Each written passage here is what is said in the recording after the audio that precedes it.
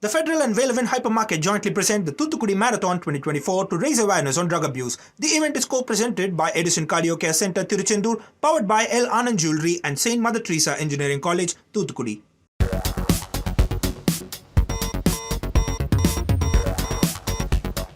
Hello and a warm welcome to Federal special program Capital Beat. Milkipur is one of the 10 assembly constituencies in Uttar Pradesh where bypolls are due. Now, the Election Commission hasn't announced the dates, but Yogi Adityanath has parked all his energy in this particular town, which is about 40 kilometers away from Ayodhya. Now, it's almost like an Ayodhya rematch. Yogi has been meeting the sadhus, he has been inaugurating temples in Milkipur, and he has been telling the people over there that look, the entire world is ridiculing BJP for losing Ayodhya. That's what he's telling the people, and that's something very, very interesting. Now, Milkipur, one must know that fell vacant when Avdesh Prasad won Ayodhya and he went to Lok Sabha. And now the speculations are rife that Samajwadi Party might field Avdesh Prasad's son, Ajit Prasad, from Milkipur constituency. So obviously, is the question we are going to ask today is that it's almost like a prestige battle. Is Milkipur becoming a do and die battle for BJP as well as Yogi Adityanath, who's also trying to silence his detractors? Joining me now is Sunita Aron, who's the consulting editor of the Hindustan Times. And we'll be also joined by Siddharth Sharma, who's a political analyst, a little later. But let me begin the conversation with Sunita. Thank you so much for joining. Sunita, my first question to you, how important is this battle for Milkipur in terms of how BJP is fielding itself and how the narrative is being built around Milkipur? Yes. You see, Milkipur is one of the 5 assembly segments of Ayodhya parliament seat. Now, after losing Ayodhya, obviously the BJP was very, very upset and they had to cut a very sorry figure, especially after that grand inauguration and everybody talking about Bhagwan Ram ko lai hai. And there was such a campaign built around Ayodhya and the temple. It was one of the big achievements, and rightly so, because nobody had ever thought. There was a time when people couldn't even imagine that a temple would come up there. So, but losing Ayodhya after all the hype and it was definitely a very, very embarrassing moment for the BJP. Now, Milkipur is one of the seats, and Avdesh Prasad, he was the MLA from there. And, it's a very interesting seat also. Like earlier, the communists used to get elected Mitra Sen Yadav. He had won about 3-4 elections from there. And later on, he joined the Samajwadi Party. This seat in 2022, it was AAP which ended second and not the BJP. BJP ended third, in this. So now every political party had some, votes here because the composition of the constituency is such that BJP has won it, BSP has won it, but it has been a stronghold of Samajwadi Party. I'm talking about the assembly seat. So now for Akhilesh Yadav. Now, if we talk about Akhilesh Yadav first before we go to Modi, for him also it is a prestige issue. Now, just imagine, all that welcome in Parliament of Avdesh Prasad. He's the hero of 2024 elections from in UP. He goes and it's, if you remember how Rahul Gandhi had said, oh, Ayodhya, hi, welcome to Parliament. There has been so much of hype. And to lose that seat would be something which I don't think so Samajwadi Party would want at this juncture. So it's very important for them and their PDA formula. Now we come to Yogi. Obviously, he has taken charge of Milkipur. He has to ensure that they win the seat. They had a number of meetings initially when Yogi had called a meeting of party of his ministers. They had allotted 2 seats each to some of the 1 seat to 3 ministers. Then after that, the party, after some semblance of good relationship, rapport between the chief minister and the deputy chief ministers. Then after that, another meeting was held in which people were given certain responsibilities. And Yogi decided to take responsibility of Milkipur. Of course, his prestige is stake, his personal prestige is stake because of the agenda that he pursues, and also because even for him to lose Ayodhya was it was humiliation, not Right. embarrassment. So definitely, for Yogi, it's a prestige issue. People are linking his survival in politics with, the by-election results. Although, I'm really surprised. There was a time when nobody used to bother about by-polls. Now we don't even know the dates, and all the planning is being done. The chief minister is Yeah. holding meetings. The ruling party is holding meetings, Right. and Mayawati, who never used to contest by poll, she has also decided to, Yes. throw her. So it's very interesting. Let's see what happens. But Milkipur will make a national news. That is for Okay. sure. They will not Milky, lose. Milkipur is all set to become a national headline. And joining me now are two uh, more guests. We have Sharat Pradhan, who is author and political commentator. Thank you so much, Sharaji, for joining. And we have Siddharth Sharma, who's a political analyst. He joins us as well. Thank you so much, Siddharth, for joining. Sharaji, I was talking to Sunita about this Yogi Adityanath's bid, how he sparked all his energy at Milkipur, and it's become a prestige battle. It's almost like a Ayodhya rematch. How do you think are the odds stacked up? Because it's an OBC, SC, ST bastion where how is BJP really going to reach out? Do you have any idea? Because it's more like a symbolic fight. And as what Sunita said, it's equally important for Samajwadi Party to win from there. There are speculations that Avdesh Prasad's son might be fielded from the Samajwadi Party from Milkipur. And given the fact that, for the last 2, 3 days, Yogi Adityanath has just been there. So do you think that Milkipur now becomes very, very important for Yogi Adityanath because he has to Well, silence his... well, Neelu, I think it is not just Milkipur. It is all the 10 seats which are seriously at stake because the future of Yogi Adityanath has been buried with these. And that the central leadership of the BJP has done. Because they were, there was a campaign going on against Yogi Adityanath to have him out of the way from UP. And then, because they held him responsible for the losses in the Lok Sabha election, and more particularly, Modi's extremely poor victory margin. And there were talks in BJP circles that he was responsible. There were even accusations of sabotage and whatnot. So now some compromise was struck that okay, let's have these by-elections, and in case in the by-elections this fellow manages to do well, and that is the reason that he has been entrusted with bigger responsibilities. Ideally in any state, Nilu, a state with 400 seats, where 273 are already with the ruling dispensation, by-election to 10 seats should be absolutely innocuous. But in this case, it has been made important only because Yogi's fate has been linked to the winning of these seats. 5 are already with the Samajwadi Party. BJP has only 3 and 2 are with the allies. So it is not just Milkipur because it happens to be a part of Ayodhya is certainly more important. But Yogi is going the manner in which he has made, he's become proactive. He's on an overdrive. He's trying to highlight and project himself as the biggest of all Hindu icons, the Hindu Hriday Samrat, by doing all kinds of things that he was already doing, but he is doing it them more aggressively. And there's a whole lot of publicity happening on that front to give the impression that here, I think it's a weapon that he's using against all his detractors, including you all the top people in the party. He's Right, but trying to put Charity, up his image. yeah, if I Yeah, may interrupt you just a few seconds, that now, yeah. since the time he's gone back from Delhi and now he's taken over the reins as far as the preparations for the 10 seats to the bypolls are concerned, how do you think is the relationship between the state leadership and Yogi Adityanath? Because there were many leaders who were not on the same page with Yogi. So, what about the relation? Say, for example, Keshav Prasad Maurya, say, for example, Dinesh Sharma. Now, how is the going So between Yogi and Dinesh Sharma is not in that battle at all. That's Brijesh Pathak now. Brijesh Pathak? Dinesh Sharma is, Right. yeah, he's not in the scene. Yeah. So Dinesh Sharma happens to be a Rajya Sabha member and he's sitting pretty. It's Brijesh Pathak and Keshav Maurya, who are both deputy chief ministers, And certainly, I mean, they may be putting up a facade of some kind of rapprochement, but fact of the matter is that the war is on.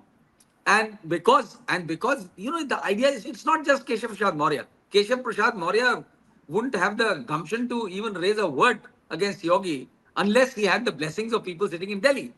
So the whole idea is the war is between Delhi and Yogi.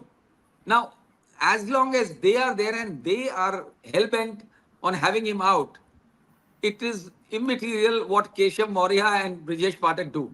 And that's the reason, because they are being fueled by Delhi, because they have the power behind them is that of Delhi. That's the reason they are doing it. So it's not a simple game. Yogi may move heaven and earth because he has to save his skin, save his chair. He'll move heaven and earth to see that he has some number gain from 3 to 5. But just imagine, on the face of it, we are all giving so much importance to these seats simply because of this reason that Yogi's fate is linked to them. Otherwise, how would it matter if the out of the 10 seats, it's a matter of just one. You remember, if BJP manages to encroach upon your other Akhilesh Yadav's one of the 5 seats, there's a victory. Have you ever heard of this kind of an equation? No. But the equation certainly remains bad, as Right. bad as it was. Probably worse. How Yogi manages to do it now it's a $1 million question.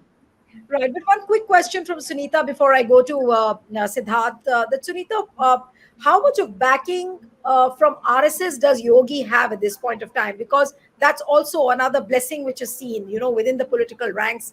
If you're in the BJP, if you have blessings from the RSS, that's an added, you would call it a value addition. So, what kind of a relationship is Yogi having with the RSS at this point of time when he's preparing for these bypolls? No, I don't think so. The relationship is confined to the bypolls, but definitely RSS they back Yogi. And as of now, what we heard Mohan Bhagwat also making statements and very subtle, snide remarks against the Prime Minister or the central leadership. So he has the support, and because of their support, he's able to survive all that has been happening in Delhi. Otherwise, I'm very sure there would have been a change of leadership here by now. He doesn't. He not only has support of RSS, but also some BJP leaders who are not very happy with the top two. Okay, so And I'll there's come to one more thing, Neelu, needs to be Prashant. pointed out is that Mayawati has jumped into the fray, who normally doesn't go for by-elections, Mm, is there only to help the BJP. Now it's mm. a big question whether she is doing it at Yogi's behest or at Delhi's behest is still not known. But her Okay, game is very simple. She is right. playing BJP's game here. Right, but no, but like what you said, that she's acting at the behest of Yogi or she's acting at the behest of someone else. What is your hunch? What is your feeling when you talk to the people on the ground there? What are they telling you? Well, they say that the idea is to help Yogi win, because Mayawati is likely whatever she has, whatever little vote that she is left with, it could harm Akhlesh's prospects. That is Akhlesh's party's prospects, and that is the whole idea, to dig into the vote, which has already shifted in a big way to the India alliance, of which Akhilesh is the main component in UP. So it's a fight. The Mayawati is out to her desperation is to cause harm to Samajwadi Party. And she is obviously playing BJP. She has been on BJP's side for such a long time, and she's got so badly exposed now that everybody can see it. And she's also unmindful of the fact that people would be asking questions about her political credibility. I guess she's very unmindful of that. Right. Absolutely unmindful. She's just following diktats from the Saffron party. Right. But Neelu, Yes. I'll take a minute. Yes. Yes. Uh, Please. Although, like we know that in Azamgarh, Samajwadi Party lost the seat because Mayawati's candidate took away about 1 lakh votes or so in the bypolls. But at the same time, after 2024 elections, it's also an existential crisis for her party. Even if she picks up one seat, she comes back in, circulation. People, we have written her off. Most of the journalists have written her off, but she is making an You effort. So feel that it's while a she survival. So I mean, you feel it's it's a both. survival of drug. While she may be trying to damage Akhilesh on certain seats, she would like to pick up one or two so that she's back. She'll have her own strategy. And this constituency, it has Brahmins, it has Muslims, it has Yadavs, it has, but I'm talking about in the order they are, then Parsis and Dalits and Thakurs. So it has a combination of different castes and Right. almost in equal proportion. So Absolutely. here, how the caste will, group up, it will depend on that. But I have a feeling that they have won the seat once. Whether Milkipur or any other seat, Mayawati would like to win one seat while maybe playing BJP game. Right. No, but that's an interesting take. But Siddharth, if I may come to you now, that these 10 seats for which bypolls are to happen, Election Commission hasn't announced it yet, but it has a population of SC, STs, Parsis, Muslims, as Sunita just explained. And here you had a Supreme Court verdict which has spoken about the subcategorization of the SCs and the STs. People have also seen how the Waqf bill was brought in, but then forcefully it was put in a cold storage. Do you think that this is really going to have an impact on these 10 seats for which bypolls would happen in UP? Well, Neelu, to understand UP and especially the Hindutva politics of BJP, we have to understand there is a context to it. The context is that to understand Hindutva, we have to understand that Hindutva is a tripod with three legs. One of the legs is the sadhus, the religious sect heads, and the RSF. They believe in an ideological state. The second leg is the BJP as a party, the party machinery. It is headed by we all know it's headed by the Prime Minister, Mr. Narendra Modi, and that party structure, the party apparatchiks are not so much concerned about an ideological state. Rather, they want privileges for their own party men. And the third leg on which Hindutva stands is obviously a UP voter who votes for them. We have to understand that the priorities of all these three are totally different and at sometimes loggerheads with each other. Uh, the first one is represented by Modi, Mr. Yogi. He comes from a stable which wants an ideological state. The second leg is Mr. Modi, who would want to accommodate the party people also for the privileges that one gets when we have a government. But the third leg on which it stands, the voter, he is not concerned about either the party or an ideological state. He may have voted for it emotionally, but he judges a government by how much betterment it brings in daily life. So we all know that in the Lok Sabha elections, the first two legs were at loggerheads with each other. The sadhus were very clear. They said that आपके party के लोग हम लोगों को इज्जत नहीं देते हैं, इसीलिए हम आपका समर्थन नहीं करेंगे. And that is the damage which cost BJP in Lok Sabha elections. But what nuance we have to understand is that between 2019 and 2024, the BJP vote share fell by 8%. 8% fall. But surprisingly, the Samajwadi's vote, SP's vote share increased by 15%. So that means that the BSP vote, the BSP which was playing the spoil sport and it was a क्या कहते हैं बिल्ली के भाग से छीका फूटा, it was playing, some people might say that BSP is a B team for BJP also. That might also be true. So BJP, the banking BJP was having that BSP will take votes. BSP's vote share fell from nearly 19 to 9%. It came out as it did not damage many seats in many places.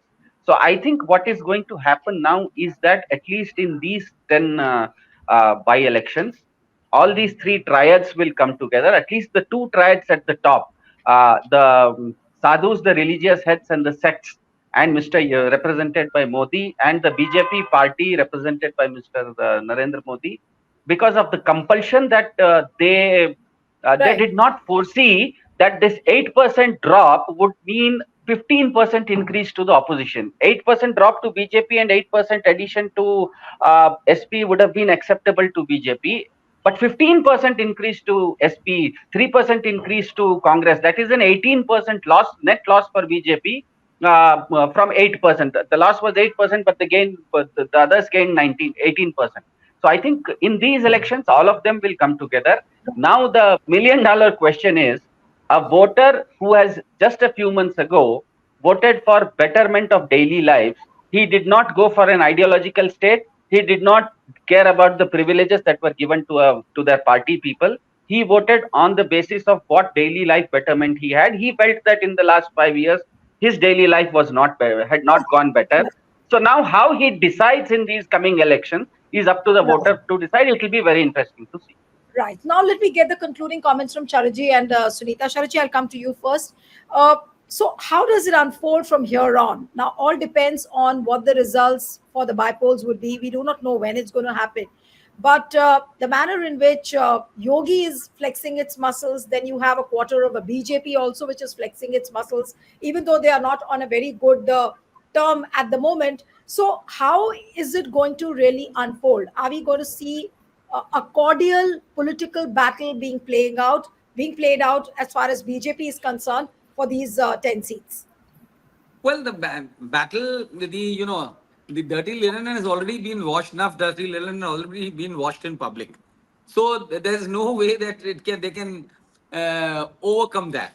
The idea is how it concludes. Does it conclude like a typical Hindi film with a happy ending? I doubt.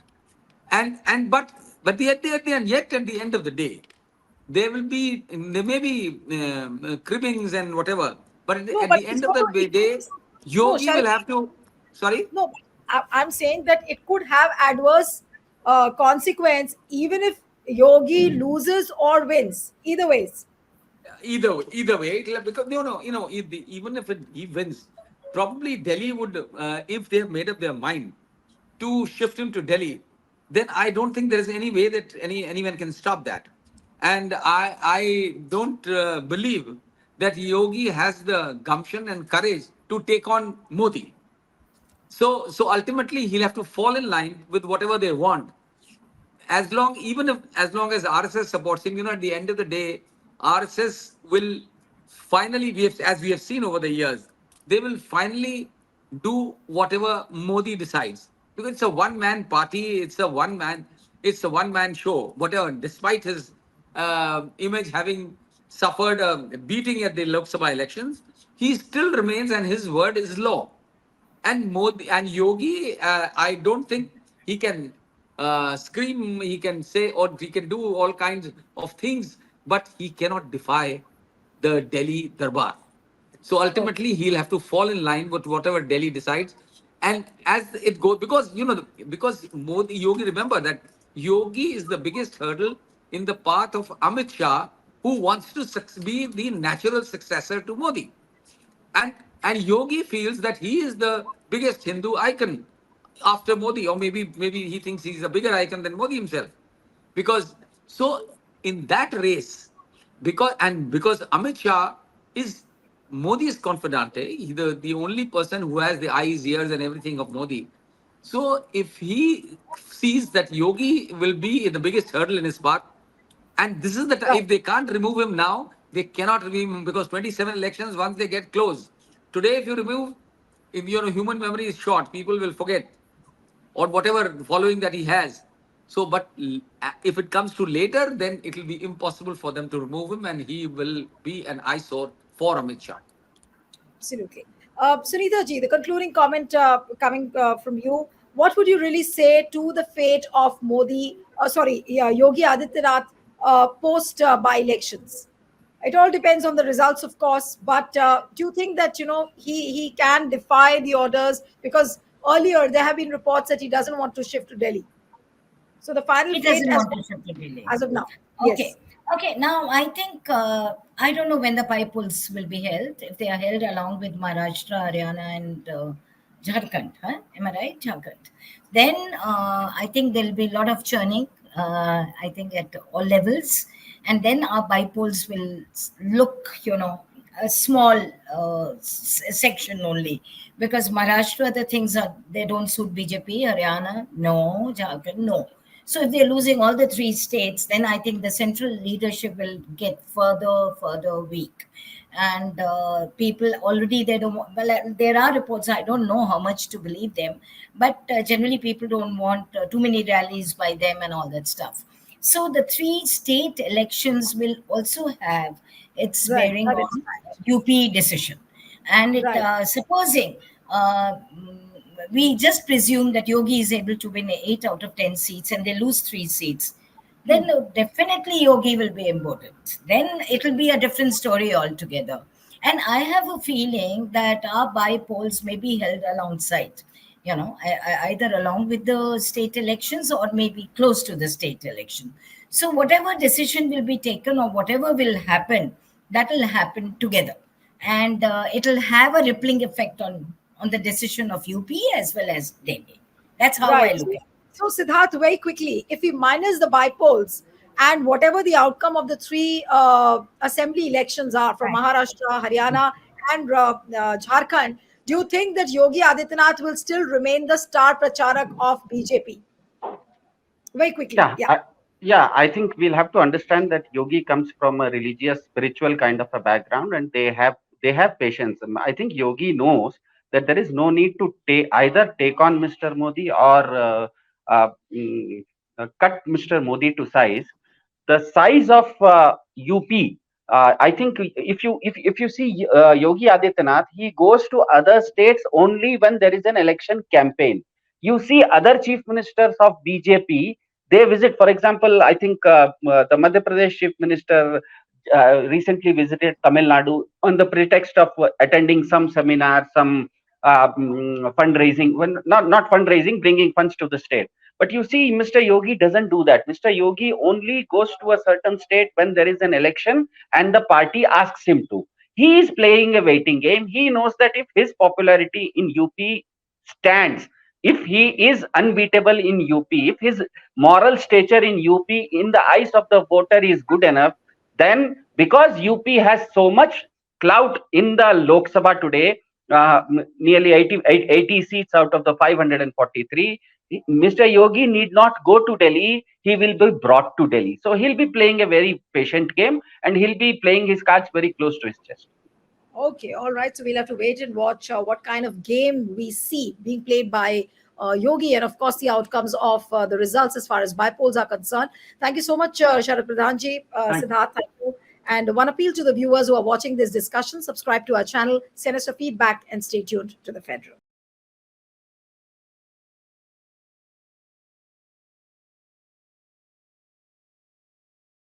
The Federal and Velevin Hypermarket jointly present the Thoothukudi Marathon 2024 to raise awareness on drug abuse. The event is co-presented by Edison Cardio Care Center, Tiruchendur, powered by L. Anand Jewelry and St. Mother Teresa Engineering College, Thoothukudi.